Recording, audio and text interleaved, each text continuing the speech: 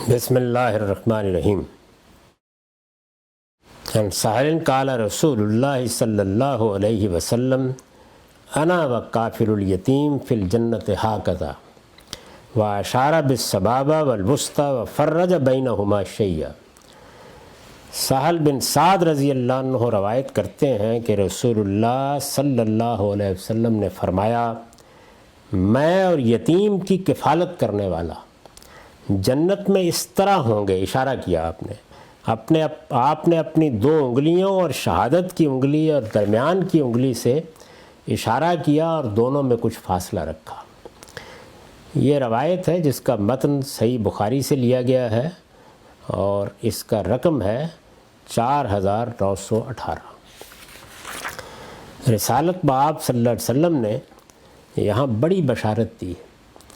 وہ کون شخص ہے کہ جو آپ پر ایمان رکھتا ہو، جس کو اللہ پر یقین ہو، جو قرآن کو اللہ کی کتاب مانتا ہو اور جس کا یہ بھی یقین ہو کہ مجھے ایک دن اللہ کے سامنے جواب دہ ہونا ہے اور اس کے بعد میرے مقدر کا فیصلہ ہوگا، ابدی طور پر میں نقمت میں رہوں گا یا نعمت میں رہوں گا، اور وہاں اس کو یہ بشارت دی جائے کہ اللہ کے پیغمبر کی ہمسائیگی نصیب ہوگی۔ اس سے بڑی بات کیا ہو سکتی ہے؟ اس سے بڑا درجہ کیا ہو سکتا ہے جس کا انسان تصور کرے؟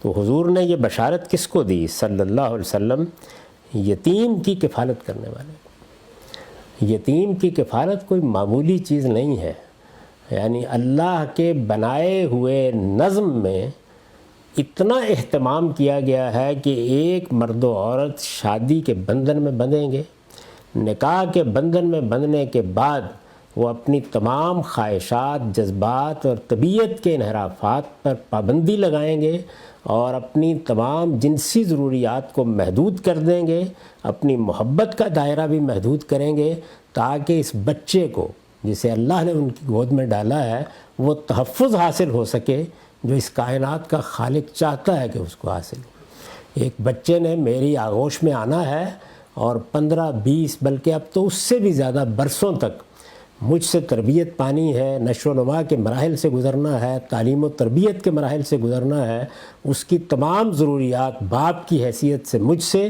یا ماں سے متعلق ہونی ہے۔ تو یہ اللہ کی اسکیم ہے۔ اس میں اللہ کے بنائے ہوئے اس نظم میں کیونکہ یہ امتحان کے لیے دنیا ہے تو یہ نہیں ہو سکتا تھا کہ یہ ضمانت دے دی جائے کہ اللہ تعالیٰ بھی کسی کو نہیں لے جائیں گے، پھر تو ضمانت ہو جاتی نا۔ کم سے کم یہ متعین ہو جاتا کہ بچہ جب تک 20-25 سال کی عمر کو نہیں پہنچے گا ہم جیتے ہی رہیں گے، اور آپ کے بچے اگر 2-3-4 بعد میں ہو گئے ہیں تو اہتمام ہو گیا اس بات کا کہ اب تو 60-70 سال تک مرنے کا کوئی سوال ہی نہیں ہے۔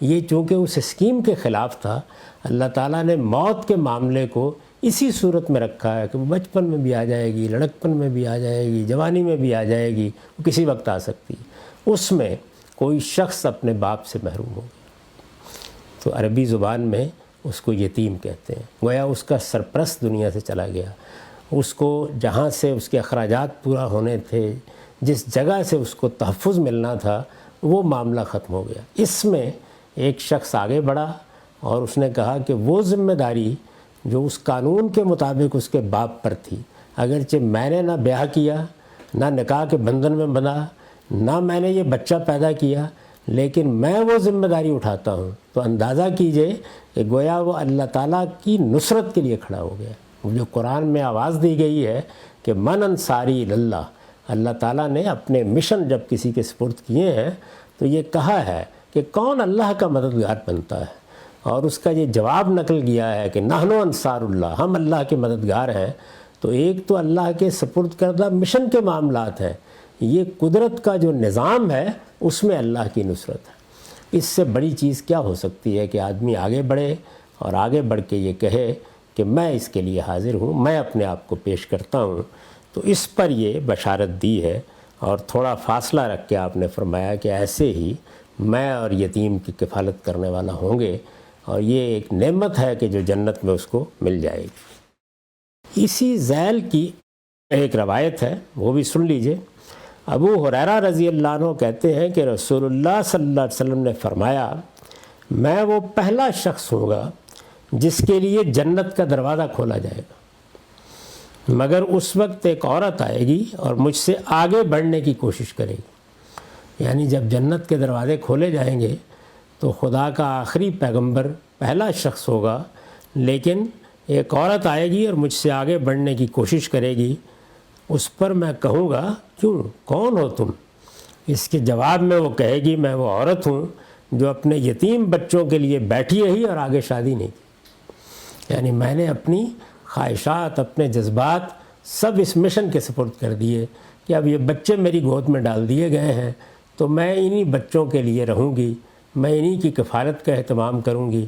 تو اتنا بڑا درجہ اس کا ہوگا کہ وہ گویا پیغمبروں سے بھی پہلے جنت میں داخل ہونے کی مستحق ہو جائے گی. تو یہ رسالت مآب صلی اللہ علیہ وسلم نے مزید وضاحت کی. اس طرح کی چیزوں کے بارے میں جب بیان ہوتی ہیں تو ایک سوال یہ کیا جاتا ہے کہ رسالت مآب صلی اللہ علیہ وسلم کو کیا یہ اطلاعات دی جاتی تھیں؟ یہی معلوم ہوتا ہے کہ آپ کو رویا میں ایسی چیزیں دکھائی جاتی تھیں تاکہ آپ اس کی گواہی دے سکیں، شہادت دے سکیں، لوگوں کی تذکیر کا ذریعہ بن سکیں. پیغمبر انہی حقائق کو بچشمِ سر دیکھتے، رویا میں دیکھتے، اللہ تعالیٰ کی وحی سے اس کا علم حاصل کرتے اور پھر اس کی شہادت دیتے ہیں. ہم استدلال پر کھڑے ہو کر بات کرتے ہیں، لیکن ان کی دعوت اس اصول پر نہیں ہوتی. وہ تو کہتے ہیں انی علی بینۃ من ربی، اللہ کی طرف سے ایک واضح شہادت پر کھڑے ہوتے ہیں.